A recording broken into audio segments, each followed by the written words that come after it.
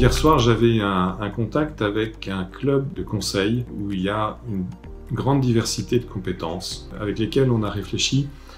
pour savoir quelles seraient les offres de services que nous pourrons proposer à nos clients, parce que certes, il y a des problématiques de comptabilité, des problématiques financières, mais il y a aussi, bien évidemment, pour beaucoup de clients, des repositionnements sur leur marché, parce que leur marché va être bouleversé, et qu'il y a des réflexions stratégiques que nous-mêmes, même si nous avons une palette de compétences qui est très large, il y a des choses sur lesquelles il faut savoir ne pas s'aventurer. Nous imaginons dans le cadre de ce club de conseil où il y a des personnalités à même d'accompagner les entreprises sur le marketing digital, sur des problématiques de ressources humaines, de prospection commerciale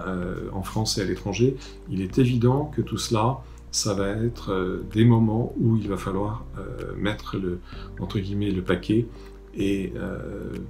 nous ne serons pas de trop à réfléchir à plusieurs pour pouvoir faire en sorte que cette interprofessionnalité que j'appelle de mes voeux depuis longtemps soit efficient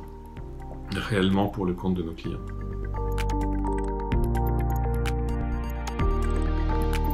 Pour manager les équipes aujourd'hui, c'est évident qu'il faut être bienveillant et exigeant. Certes, ils ont une totale autonomie. Somme toute, on a quand même des moyens de contrôle, par exemple de savoir à partir de quel moment ils se connectent ou pas. Dans le message que j'ai fait passer hier soir, à l'aune des difficultés que représente le confinement, certes, je les encourageais, je les félicitais que l'on ait atteint la moitié des dossiers qui devaient être produits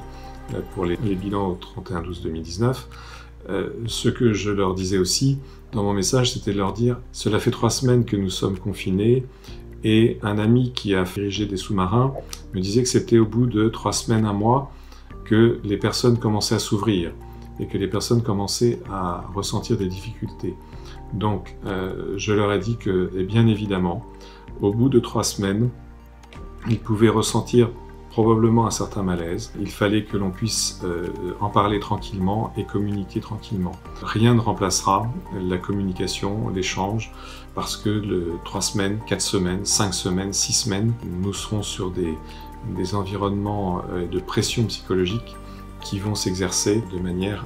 extrêmement forte.